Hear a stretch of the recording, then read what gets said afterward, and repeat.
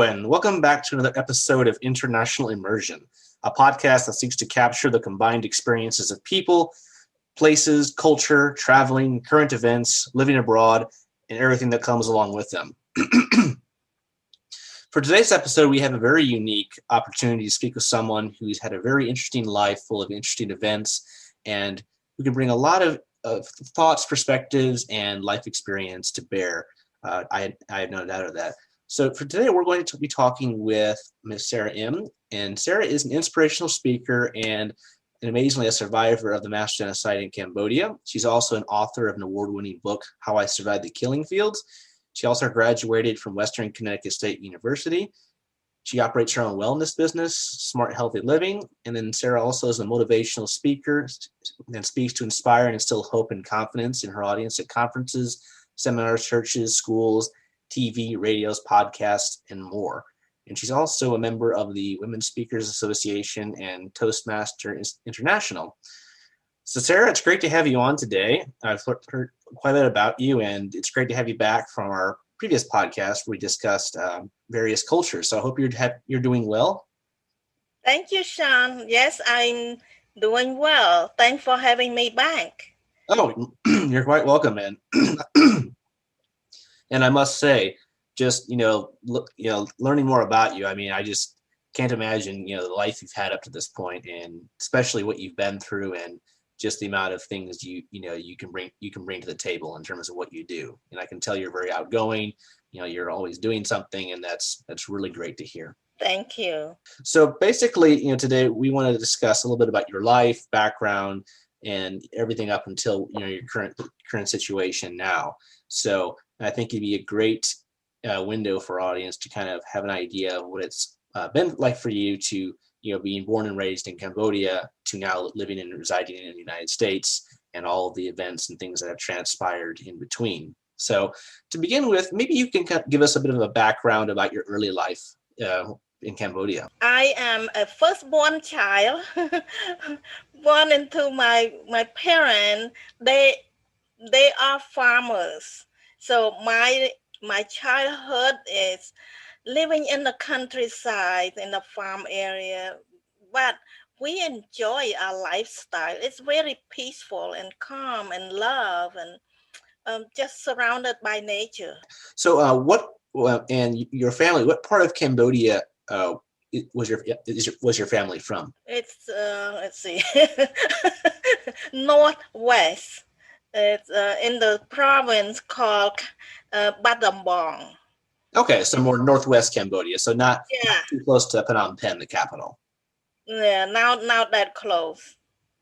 Okay, so so growing up, as you mentioned, like what would you say really defined your early life? What defined my early life is that my family expressed their love to me, so I only feel love.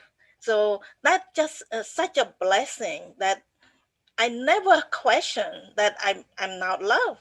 So it's just something that it's always stay in my mind, in my heart, that I have such a loving parent, loving family. No, that's great, and I think a lot of people unfortunately don't have that, or they don't have that to the level that they should. So that that's very poignant, and I'm glad you had that memory, and I'm sure that's very powerful for you. So growing up, you went to school. Can you talk about going to school, what life was like for you? Yes, school in my hometown, we have only up to 7th grade, and after that I have to move to another city. So up to 7th grade, I live at home, and then later on, I had to move to the city. I live with my aunt, but it's just another step in my life that I need to move out of my hometown and experience a different lifestyle. I live with my aunt. She has 3 or 4 children. So I help her with her children, with her housework and everything. So life is a little bit different. Oh, I'm sure. And how old were you when you moved from your family in the country to the city? I was about 13, about 12 or 13 years old. Okay, so you just right about right when you became a teenager about. Yeah. Okay. And was that Phnom Penh or another large city? It's still in Battambang, but it's just another city. I see. Okay. What was the difference like between city life and rural life from your earlier childhood? I know there's a difference, but was there like anything unique in Cambodia at that time that was different for you from your own experience? Yeah, totally different.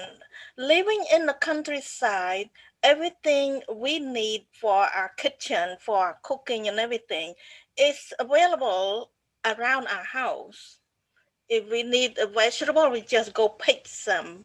If we need fruit, we just pick from the tree. And when I live with my aunt, city life is not like that. You have to go to the market every day. Over there, it's every day. Every day you have to carry the bucket and you go shopping because there's no refrigerator at that time. That was a long time ago. No, I think it's always interesting to hear about lifestyles at different periods of time in different countries. So it's like so basically when you were at home you were very much self-sufficient. Then moving to the city, it was more every day you had to go to the store, you had to do everything because like you said, no refrigeration or other things to keep non-perishables, things like that. Right. You had non-perishables, but the perishables would of course go bad after a period of time. So you moved to the city when you were 13, and you went to school, and I take it you continued your schooling in the city as well. Yeah. I go to the middle school and then eventually high school. Okay. And kind of like, what was Cambodia like at that time when you were, late childhood, early teenage years? How would you say, what was going on in Cambodia at that time? It was peaceful. There's a French word, laissez-faire. It's just like carefree, like just let it go. Like let it go. Nothing to worry about. But I have some challenge at school at that time because I'm not used to do so much at home. Like right now, I'm living with my aunt. I had to take care of those little kids and help with the kitchen, cooking and shopping and everything. So my grade went down slightly. So that's that's the difference. So in other words, you could say you were stretched a bit thin. You had school, you had help your aunt with her kids and household chores and other things. So of course, that's going to affect your school. I think anyone will be affected by too much additional work outside of school. So, and how long did you stay with your aunt in the city? It's only like the first couple years, and then later on, soon after that, my mom became sick. My mom had an accident, so she became paralyzed from her neck down. Oh, I'm so sorry to hear that. Yeah, so she moved to the city, and I moved in with her, and I had to be a caregiver for my mom. So at that time, my mom had another child, so she had a baby. So I had to take care of mom and the little baby brothers. So life was very challenging. Oh, wow. So first you move to the city, you move with your aunt, help her out, and then your mother has this unfortunate accident, and then you move in with her when she moves to the city and take care of her as well. How old were you when you moved in with your mother in the city? I think I was about 14, 14 to 15, something like that. Okay, so a lot of change in just a couple of years, from your hometown to the city, and then from your aunts to now your mother's new place in the city as well. So, And then like back to the earlier question, like with Cambodia, it was like you said, laissez-faire, very carefree. What else can you describe like the on the ground? What was it like to live in Cambodia at that time? You know, outside of like more of a peaceful coexistence, but like, you know, jobs, opportunities, things like that. Well, a lot of I notice a lot of people are self-employed. Um, my grandfather was the carpenter, so he earned a living being a carpenter. He built things, and my parents, of course, they were farmers until my mom got sick. And the people around me, most of them are self-employed. The government workers and city workers, they are in the big city. So I'm only surrounded by the self-employed people. No, and that makes sense. And that makes sense. You know, of course, the cities are going to have more different type of workforce than the countryside, large cities, small cities, so on and so forth. So, and this primarily would have been in the 1960s. Yeah, mid 60s to late 60s. Okay. Yeah, because I know at that period of time, the Vietnam War was still going on, you know, over in Vietnam. So there were some spillover effects on like along the border and a lot of other like political things that were going on as well. So you moved in with your mother and then you helped her and then you get into the late 60s, early 70s. So I imagine your education continued and other things as well. Yeah, yeah, yeah. I continue to pursue my education, and then when my mom got very sick like that, our whole family just cannot do any business. We cannot make a living. So I remember that we don't receive any government help at all. There is nothing like welfare or anything like in this country. Over there, you are so um, self-sufficient, and you depend totally on your own. So you can depend on the family, but I don't remember seeing my relative chip in to help out at all. So That's unfortunate to hear. So yeah, yeah. So as you said, like no government aid, no like social, no like welfare, social security or things like that existed at that time. So you had to be very much independent, self-sufficient, or the family unit had to look out for itself. Mm-hmm. Yeah, yeah. And then that leads into like, and then so you continue with education, and then of course, then we get into the 70s, and that's when, unfortunately, as history has shown us, things started to change in the 70s. Yes. Yeah. So, if you don't mind me asking, like when you get into this, when you got into the 70s, what was going on in Cambodia in the early 70s? I mean, the Vietnam War was still going on. There were other things in Cambodia, but from your experience, what did you see or observe, you know, in the early 70s? In the early 70s, first of all, my aunt's oldest daughter was disappeared. She was either kidnapped or something. She just disappeared. She was in her teen. She probably about 15. And the whole family was just traumatized by that disappearance. So, and then later on, the government changed from kingdom to democracy. So there's a big change. For century, our country had been a kingdom country, and now it changed. That's right, because I know in the early 70s there was a coup. The king was overthrown, and like a new government came in. So that I'm sure that had to create a lot of change and potential turmoil. It's very much a lot of turmoil. Yeah, I mean, just hearing that, I mean, like, I can't imagine what it would be like to live through a coup where every part, you know, the entire country is affected in one way, shape, or form. Like, how did that, you know, how did that affect your family? You know, was it like did it filter down to the individual, or was the result, or were the effects kind of more varied? It varies, but our own family was so consumed with my mom's illness. with our finance. So we spend down all our saving, and there's no income coming in, and it's just miserable. So I remember that was a very, very hard time for us.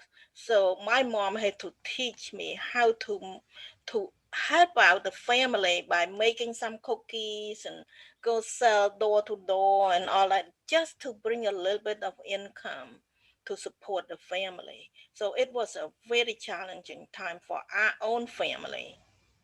So in other words, it was everything was just about survival for you and your family at that period of Yes, time. yeah, yeah. But I can tell you this, being a caregiver for my mom is the best thing, because my mom was always busy. We never have time together, but now she cannot move. So I spend a lot of time with her, caring for her, and we build such a strong bond between us. I see what you mean. So in many cases, even though what happened to her was very unfortunate, in another way, it gave you the opportunity to bond and build up your relationship. So no, that's very sweet, and I'm glad you had that. But at the same time, I'm sorry you had to go through all that, because that must have been very difficult for you and your entire family. Yes, it was. Yeah.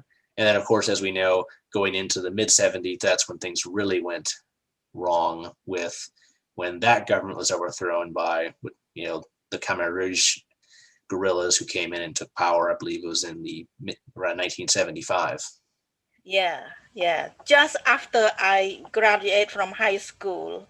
Well, I graduated from high school in 1974, and I went to college. And college is in Phnom Penh. That's the big city, Mm-hmm. far away from home. It's more than 300 miles away from home. So thank goodness at that time my mom recovered. Not fully, not 100%, but more like 80%. At least she can walk. So she can go out and make a living and earn some income to send me to school, because our family education is very important. So she will do anything to get the money to send me to school. No, that's great. And so you graduated and you went to college in 74 to 75 in Phnom Penh. So that must have been different for you, going from a provincial city to the capital. Mm-hmm. And then literally less than about a year later, things really went south, as they say. Yes. Yes. So what was college like for you in that first year when you were in Phnom Penh? College is, I don't know, harder. It's harder than high school. That is usually the case, yes. At least from my experience here in the U.S., college is certainly more demanding than high school. It's very challenging, especially they teach everything in French. Oh, wow. Okay. That's right, because Cambodia was a French colony for quite a long time. So that makes perfect sense. So growing up, did you speak, was your family bilingual, or just spoke French or Cambodian? We spoke Cambodian at home. But in school, they as the grade go higher, it's more and more in French. So I see. Yeah, that has to be a bit of a challenge, being taught one language and then switching to a new language as you progress in grade. yeah. The French is only useful in the school. It's not useful in the family. So that means, I cannot really communicate it. It just for schoolwork only. I see. So you were in college for about a year. It was difficult for you. And then how was life in Phnom Penh versus your provincial city back in your home province? Well, it's not too much different from the province city. I don't have any car or any vehicle, so I did not go out and explore any city life. I'm pretty much confined in my apartment. I'll just go out to a nearby market and buy whatever I need. So that's pretty much it. No, that makes sense. And you were focused on your studies, so your time was limited, I can imagine, and things like that. And then, kind of getting more into the, I would say, more difficult, different aspects of things. In 75, when things fell apart and the Khmer Rouge took power, that must have been very, very, terrifying for you and everyone in the country at that time. Very, very scary. We never expect anything like that. We know that there are a lot of people kind of sided into the communism because their propaganda is very convincing that, the communist regime, it will treat everybody equally. So everything is better. It sounds good and everything. So the propaganda went into the school and the children and the students. Some teachers kind of go with them. But when the day come, April 17, 1975, it's the day that they march in. So I looked through the window. The big tank came in, and then the teenage soldier, they wear black uniform. They carry big gun on their shoulder, marching, and a lot of city people thought that, it's going to be peace, So some of them, they wave their white flag and kind of, welcome them. Immediately the next day, things changed drastically. All the marketplace was shut down, total shutdown. There's no more school. There's no more marketplace.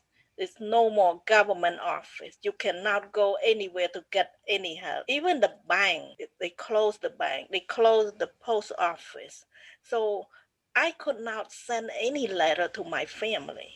I cannot call home to find out how are they doing. I cannot go back home because the airport was closed and the bus line was closed.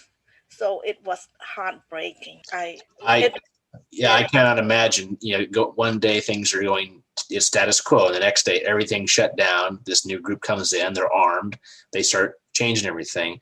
And if my history is correct, I believe they vacated everyone out of the capital not too long after they arrived.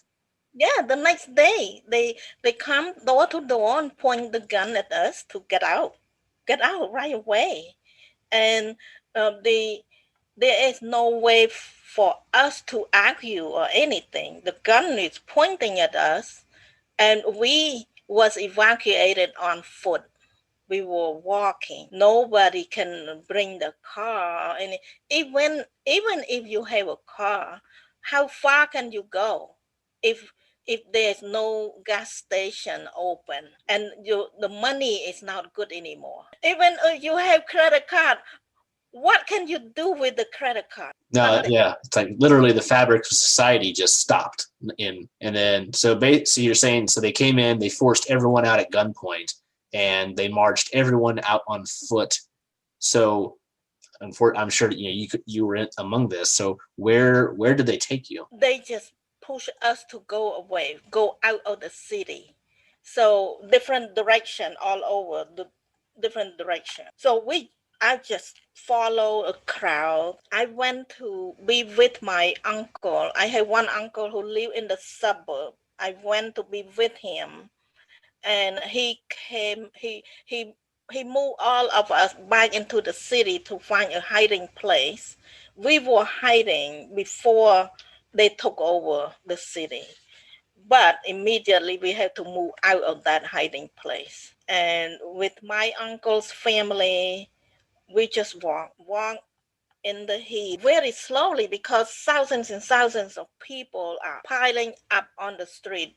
We cannot move far because the street is extremely crowded. So we slept on the street. We eat a little bit food that we carry from home, and that's it. We don't have a bathroom to go. We don't have a place to take a shower. It's just the most miserable time I ever experienced. I can't imagine. And how long did this period last from when you were forced out of Phnom Penh? You went with your uncle, you went into hiding, and then moved out again. Was this weeks or months? We were walking for weeks, and we finally got to the village that they let people stay in that village temporary, and right away they take people to go to work. They push us to go to work in the rice field. But for me, there was an announcement. They said that if anybody want to move to Battambang, please register. So when I heard the word Battambang, that's my hometown. I want to go to Battambang, so I signed up. And a few days later, they bring all those people who signed up, put on a truck, and then on the boat, and then on the train, a few transition, and finally they brought us into the wilderness. It's not the city. It's in more like a very small city, a small village, far away from any city. So I was so disappointed. I thought that I'm going home to Battambang, but no, it was a lie. So basically, they said they were going to take you back to your hometown in your home province, and they took you back to your home province, but not the city. So basically, you and all these other people were basically put in this like village in the middle of nowhere, and so basically it turned into like a camp, you could say, or like a it's a place that they don't have enough people, so they just want the people to go there. And I was so disappointed. And then later I registered to go to another camp because they said, well, they need a single man and woman to get trained so that you can be a mobile worker to go help out the village nearby. When I heard that opportunity, I say, oh, that I might have an opportunity to go find my family. That's all I thought about. I just want any opportunity to go find my family. So I register, I sign up. But this time, big mistake. I end up in a big forced labor camp. 1,000 people got trapped into that camp, and they have gun and they watch us 24/7. They force us to work extremely in a harsh condition, in the heat, like 15, 16 hours a day, 7 days a week, and they give us very little food to eat. Like how like in terms of small, like how like rice, vegetables or rice and the watery soup. They make soup in the big tank, and that soup is just water and a little bit of greenery. You can hardly find any piece of fish. They put fish in it, but because the tank is so big, you hardly find any fish. I can't imagine that. So basically, you were moved to this forced labor camp. You were given very, very small amounts of food per day, and you and everyone else were worked literally 15, 16 hours a day, and it was just day after day. Day after day. Yeah, and we were exhausted. I was exhausted. I did not get enough sleep, like maybe 3-4 hours a night, and become very tired, very exhausted every day. So eventually, it will not take us long. Eventually, many of us get sick. So I contracted several diseases like malaria, typhoid, and then I emaciated. I became like skin and bone, and I still need to go to work. At one point, I become too sick to go to work, and they put the sick people like me in a separate place. So when I got to that place, I realized this is a death camp, a camp for me to wait to die. A lot of people die there every day, and I realized that I need to do something to get out from there. So I don't know what to do, because if I go back to the working camp, I cannot work. if I stay here, I will die. So I start to think about what to do, and I remember a long time ago when I was like 7 or 8 years old. I remember my mom's reading the story at night time. In that story, um, it's appear that there is God in that story, and God know what's going on earth, and he have compassion over the children and the women. So since my young age, I already determined that there is God. So I already believe that there is God. So now that my life is about to end, but I don't want to end, so I pray to that God. I pray. I wait until nighttime because they don't believe in any religion. So if they see us pray or practice any religion, we will be in danger. So I start to pray and pray every night because that's the only hope. Nothing else I can do. So and one day God seemed to answer my prayer. He gave me a little bit of energy to walk out from there. So when I walk out, I walk to the direction of the working camp. When I got there was one young team leader. She's very kind. She know me before, so we know each other. When she saw me come in, she's very compassionate, and she took me in her group, and she said, "You stay with me. I'll find something for you to do." And then not long after, she realized that I'm too sick to do anything. So she went to find something for me. So she told me, she said, "You cannot work with me. You need to go to work in the kitchen." I know that God heard my prayer because only God knows where I need to be in my situation. That's where I need to be to restore my health. So when I got there, I got to work in the kitchen. I have access to food. I work in the shade instead of in the sun. I work less hours. So gradually I felt better, and I gained more energy, and I realized that I survived. Yeah, that's well, I can't imagine going through that, literally being worked that hard and thinking, I'm not going to survive this, and then having that literally miraculous event happen where you got a chance to have to continue on and to build your body back up to get, with nourishment and other things. I mean, I just can't imagine no one should have to go through that. And it's so sad that you had to go through that. But, the important thing is that you got through it.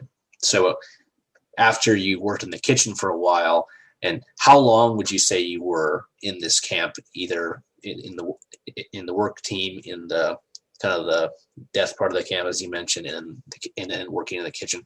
How long of a period of time was this? 4 years. 4 years. 4 horrible years. I got to work in the kitchen only for about several months, maybe 5 months, 6 months. And then when they saw me look better, feel better, they pulled me out from the kitchen and throw me to work in the rice field. So I endure the whole time for 4 years. So literally from 1975 until 1979? Yeah. And then in 1979, that's when the Khmer Rouge was overthrown. Yes, for the whole country, the rest of the country, everybody was liberated. But there was some killing during those times. The Khmer Rouge still want to control us. They take us as their cushion. So if the Vietnamese blow the gun, we are their cushion. Basically, they use human shields, because that's right. The Vietnamese army invaded Cambodia to kick the Khmer Rouge out. So there was a lot of fighting going on, and then literally, as you said, they used their own people, that you and other people, as human shields or collateral to. Yeah, that's sick. Yeah. So they also, my camp, they found out about the Vietnamese troop and so on. So they start to move us into the jungle. So I did not get liberated by the Vietnamese. I was moved with them to the jungle. So at one point, I realized that we are moving closer and closer, or farther and farther into the jungle. And this is now the direction that I will find my family. This is against my direction. So at that time, I start to look for my way out. That's when God gave me the courage that I need to start planning my escape. I did plan my escape. It's very dangerous. There's thousands and thousands of people get killed that time because when you get out from them, they know that you are betraying them. So they kill you right away.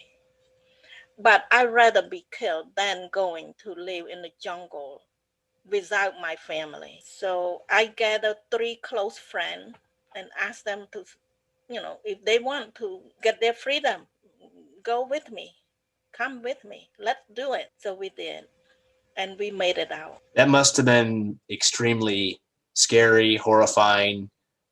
I'm sure you were just nervous, because you're thinking, am I going to make it out? Are they going to kill me? Am I going to find my way out? But like you said, miraculously, the 4 of you did. Yeah, miraculously. I think God's intervened. God probably show us the direction because we have no idea. It's in the middle of the jungle, in the middle of the night. It's dark, black. There's no light. We cannot see where to go, but miraculously we made it. Well, I'm just, all I could say is I'm glad you guys made it out, and you can pass on this story to people who don't know about this and who've not gone through something as horrible as this, because let's face it, unless you live through something like this or someone, it's not going to be felt as hard, or you're not going to have any kind of connection or or I should say not understanding, or actual, like, there's no way you can really understand it unless you've been through it. And then that's just, it's crazy in my opinion here from hearing that.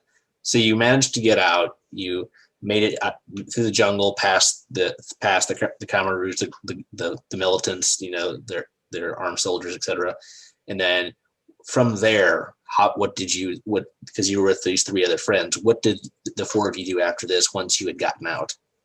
Once we got out, when we walked a little bit farther, we saw some villager, and we asked around. I asked for direction to go to my hometown. So that's how, people pointed at us and, where to go. So we walked.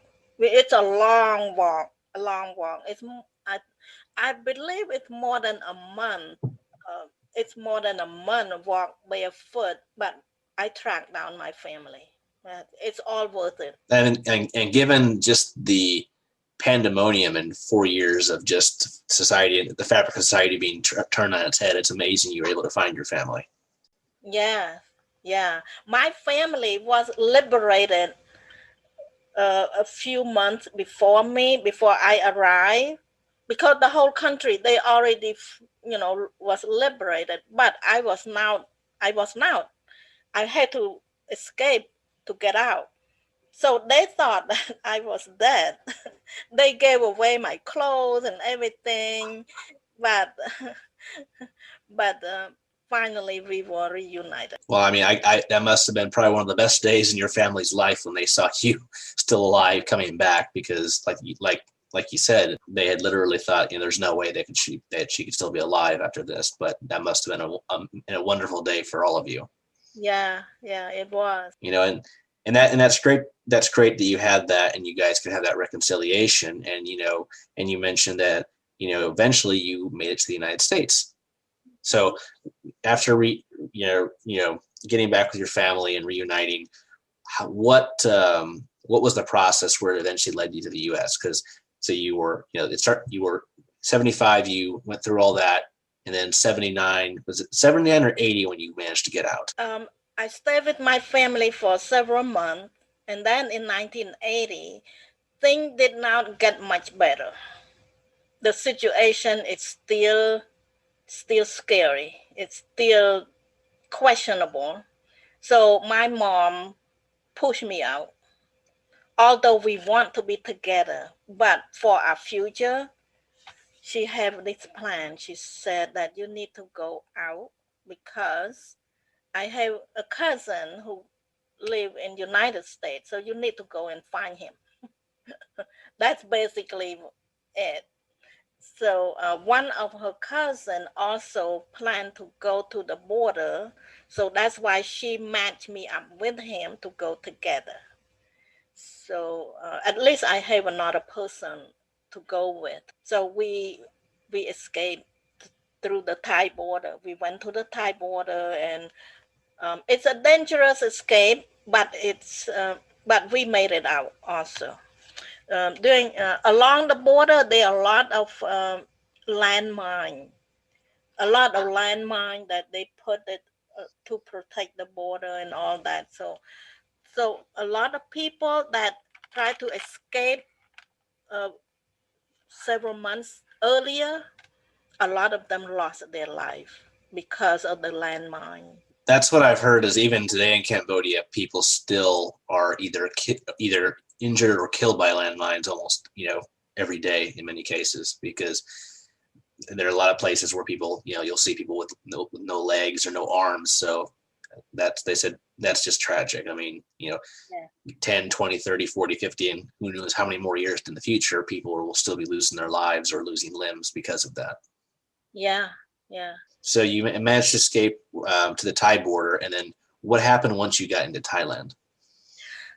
When I crossed over to the other side, we got into the camp. The camp was organized by United Nations High Commissioner. So it's the refugee camp to receive people that escaped just like me. So we found us a place to stay and receive some food, and then I searched for my relatives in United States, and we made connection, and he sponsored me to come. No, that's great. That's great. So you managed to get into Thailand in 1980, you said, and then how long were you in Thailand before your cousin in the U.S. was able to sponsor you? It's only a few months he started the process, but it's a lot of waiting time. So there was more than a year before I came to United States. So you were in Thailand a good year and 2 to 3 months. So just over a year. More than a year. I got you. Now that's that just literally between 75 and 81, 6 years of your life, you went through so much. I mean, more than most people will go through in many lifetimes, I would say. Yeah. And then when you finally left to the U.S., that must have been a very interesting, experience for you when you've left Thailand and arrived in the U.S. because night and day difference in terms of just so many things. So, kind of going to the next part of this episode. So moving into your life in the U.S. So to begin with, what was it like when you first got to the U.S.? What was that like for you? It was totally different, and I was not in a good shape. I had a lot of motion sickness. So during the flight, it's a long flight. It sounds like 2 days because it just so many steps, so many layover and all that. So by the time I got to New York airport, I was wiped out, totally exhausted. But but my relative here, he asked the church that he belonged to. He had to move out of the state to get another job. So by the time I arrived, he already moved out. So I fell into a hand of the church members. So the church, they organized a wonderful refugee resettlement program. So I was very fortunate, and I'm grateful. So they have been very helpful to me, and I just cannot describe it. If I had to maneuver all the new life without any help, I would be in a loss. big loss. But No, and it sounds like they really facilitated a lot for you and helped you get on your feet because, like you said, your cousin had to move out of state, for work. But I can't imagine just kind of the pace of life and the settings, the difference, the adjustment you had to go through because I'm sure when you first arrived, just people, the surroundings, buildings, just it was completely different from what you were used to. Yeah, totally different. The food, even the food is different. I was craving for my rice.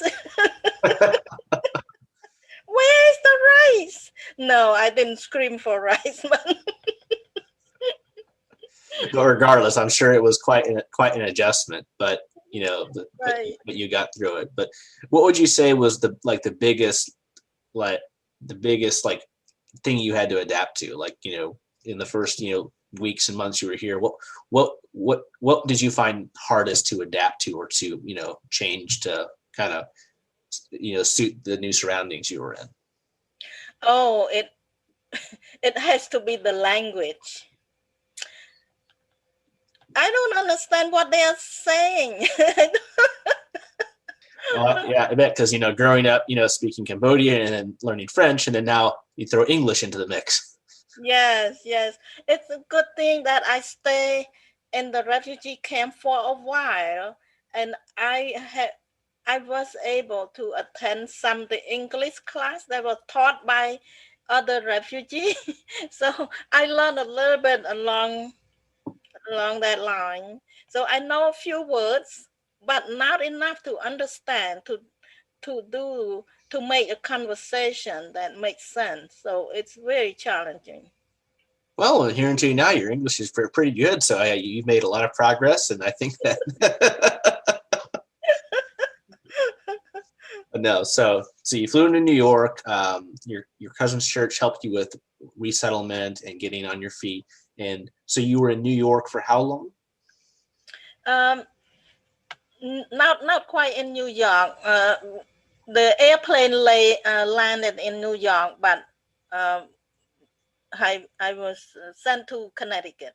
Okay, so you landed, and then you basically settled. The first place you settled down for a time was in Connecticut. Okay. Yeah. I stayed in Connecticut for 8 years. That's where I learned the language. I had to study to get my GED because I still want to pursue higher education. So in less than 2 years, I was able to register for college. That's great. That's amazing. Literally, you arrive in the U.S., you get your GED, you learn enough language, and then within 2 years you get to go to college. That's amazing. Yeah, and I found myself a good full-time job, and my employer was very good to me. They have my supervisor liked me a lot, so she discovered that they have an education assistant program. So as long as I maintain a good grade, I get support from the company. So that's great. Literally, company support for higher education. That's a dream a lot of people always look for to go back to school. So that's great. And having a supervisor or a boss that's good and understanding that's worth its weight in gold, in my opinion.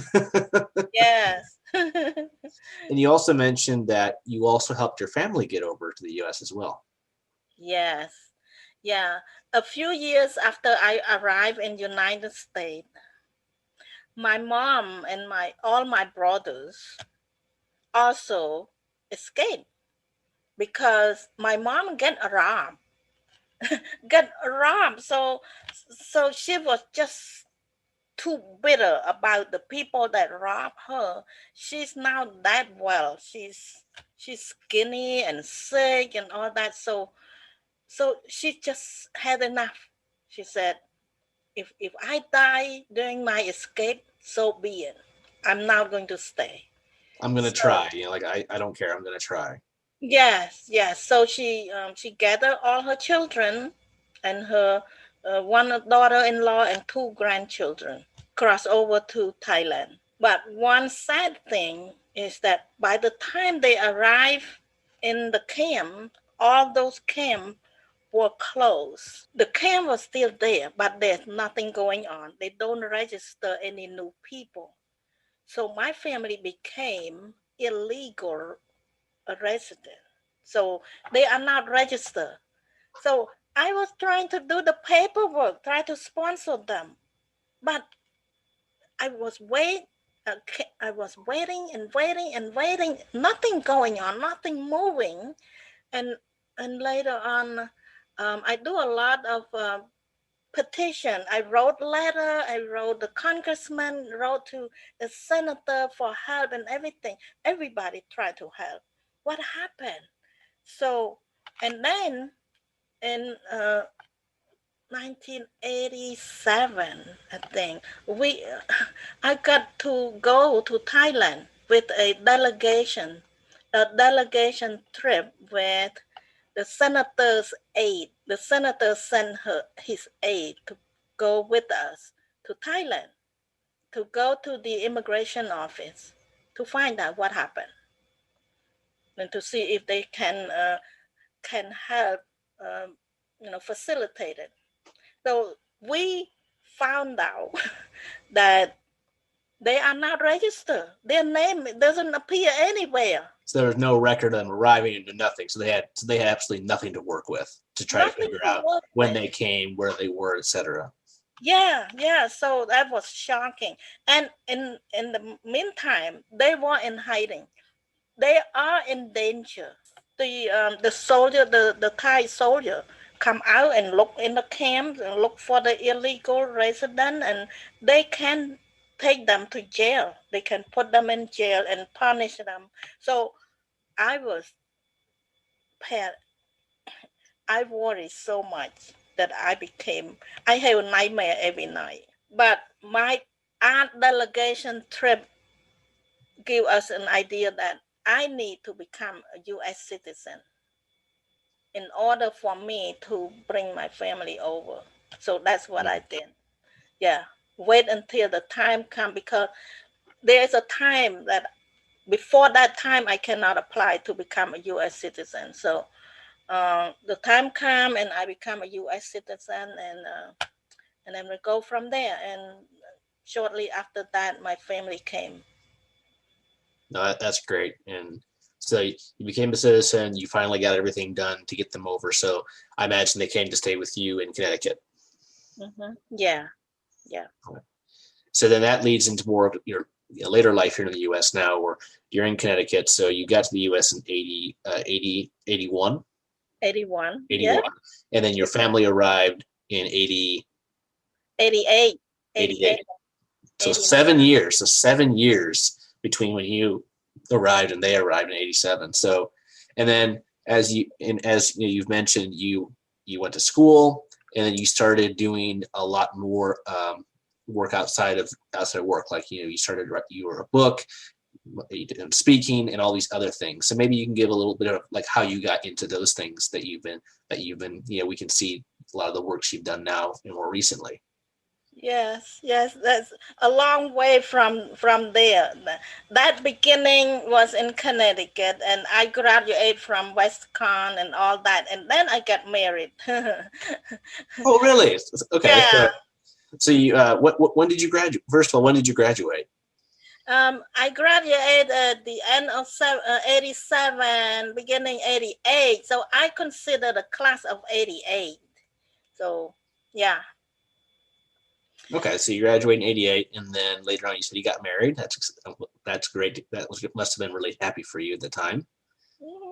Yes, it's a good year. 88, 89, I got married, and then my husband lived in Texas, so I had to move out from Connecticut. So left my family again, but at least they are in United States. I don't need to worry anymore. Yeah, you're apart, but it's not like anything or any of the situations you were in before. So you could say kind of a piece of cake compared to what happened before. Yeah. So, yeah. So my husband, since he married me, he started he started to move to a different company. So I continue to move with him, and I become a trailing wife. You know what that means? Yeah, I think. Yeah, he goes someplace, you go with them. So a lot of moving and uprooting. Yeah, moving, and I stay behind, take care of the house, selling the house, and um, all that kind of business. And he moved ahead to take the new job and all that. So we moved like 4 times in our marriage before he retired. So so my career, I did not have a good career because of so much moving going on. But I'm not complaining. At one point, I became a full-time caregiver to my mom again because her health is failing, and I'm the only daughter, so I took care of her and leave all my brothers free of care, and I took took care of my mom for 13 years. Oh wow. 13 years. But I'm glad that I fulfilled my duty as the daughter, and she passed on 9 years ago. Oh, I'm sorry to hear that. Yeah. I know, it's sad to hear that, but at least you were able to get her out, and you're able to spend the last part of her life, together, and and unlike so many other people, your fellow Cambodians who did not have any happy endings or never did make it out from that period, you and your family at least did, and that, and regardless of, like you said, what jobs you've had as a family, you all survived, and carried on, and that's in many ways miraculous given the circumstances. Yes, yes.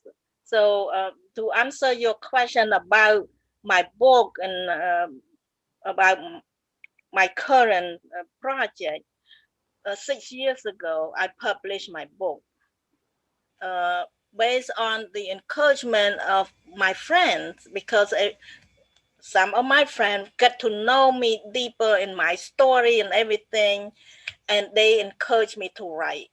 They said, your story needs to be heard. It will help a lot of people. So finally, in 2015, I published my book.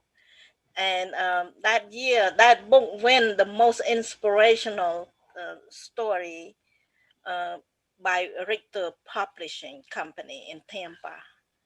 So And that you bring up a good point there. A lot of people who have written books, it may be because they want to, but in many cases it's people around them who really push them because they can sense this is, at least in their opinion, they think this is important, this needs to be told.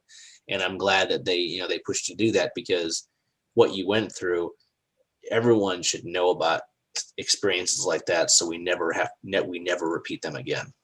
mm-hmm. Yes, yes. So since I published my book, I want my message to spread out further because some people that did not buy the book, they don't know. So Mhm.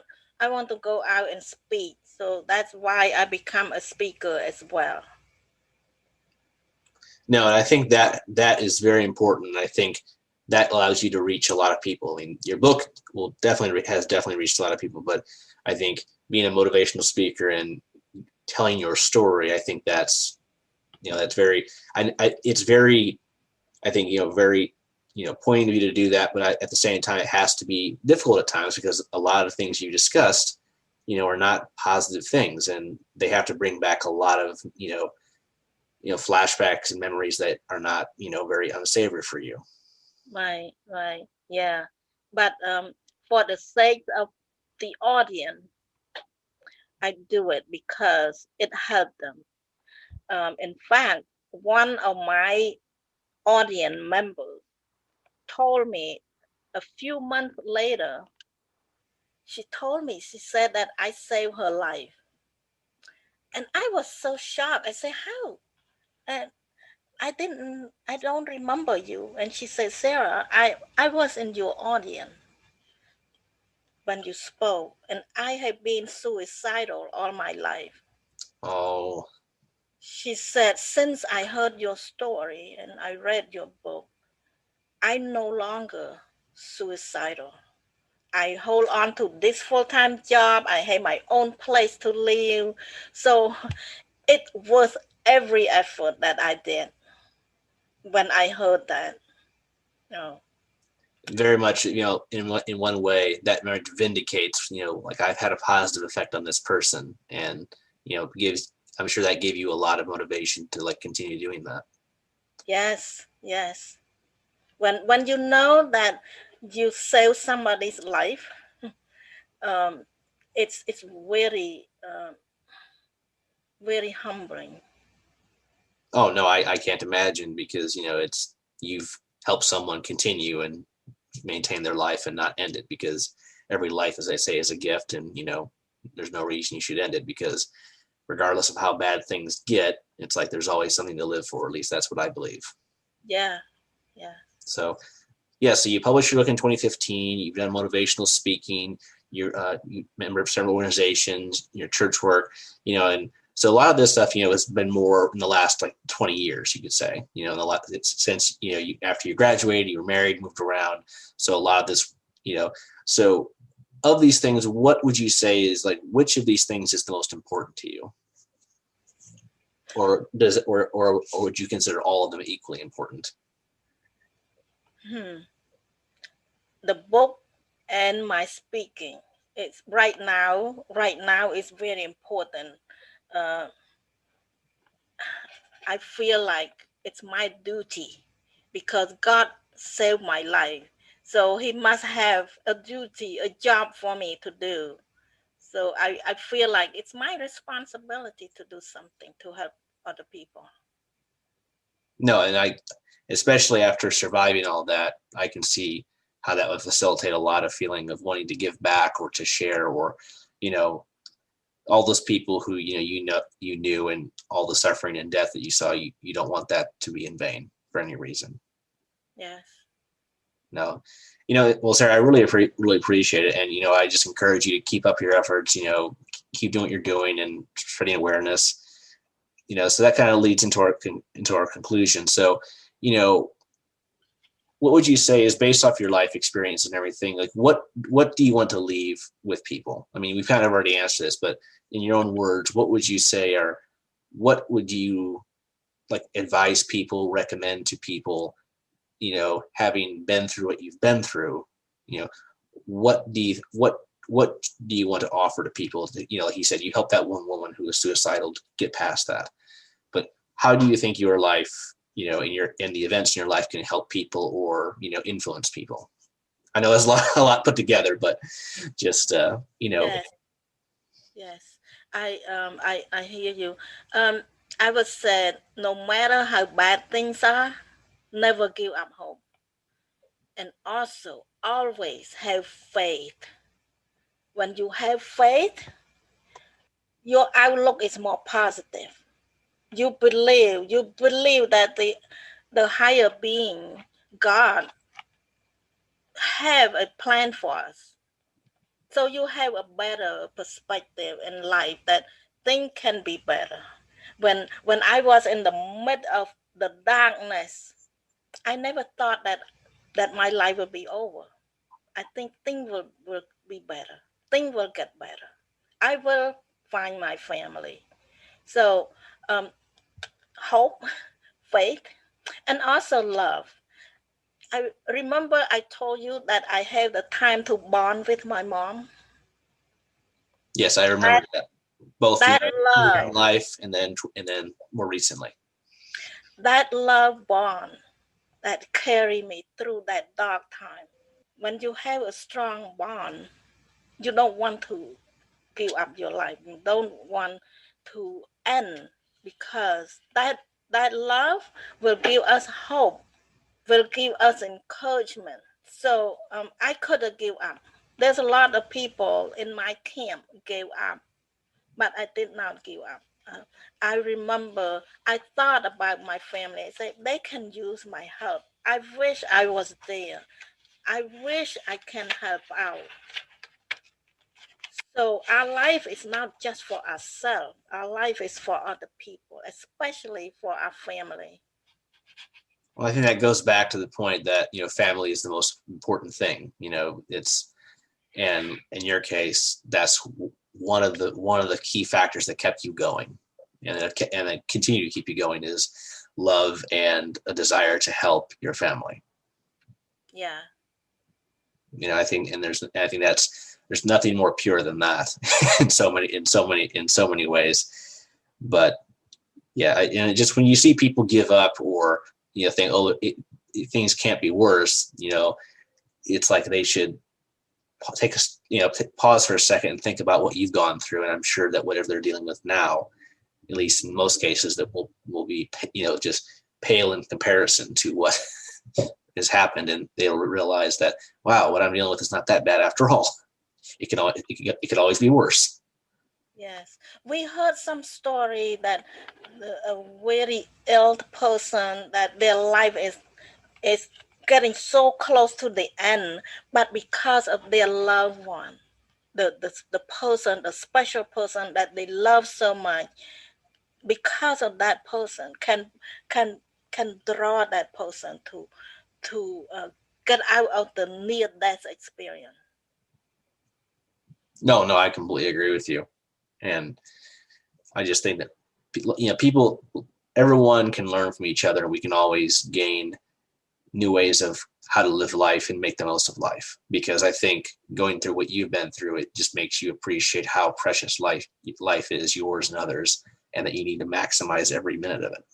Yes. Yeah. Thank you. Yeah. Well, Sarah, it's been an honor to have you on today. I'm really happy that you shared your story. And, I knew that I'd be hearing a lot today about your experiences, but I mean, all I can say is, wow, you've been through a lot, and I'm just very happy that you made it. You got through all of that, regardless, despite how horrible it must have been, and the, mental and physical and psychological stress you went through. But at the end, look what you've been able to accomplish. You've come to the U.S., you're married, you got your family here, you got a degree, you've educated yourself, and now you're giving back by sharing your story, helping others, and doing these other initiatives. So I can't think of a more, in a way, fulfilling life up till now than that. Thank you, Sean. No, you're quite welcome. And, I'd love to have you back on for another episode. And I just say your story is definitely one for inspiration. And, I've gained a lot of motivation and inspiration to continue this podcast and share stories like yours, because at the end of the day, regardless of where we are, where we live, and what we're doing, we're all human. We all have stories and we need to learn about each other to help each other.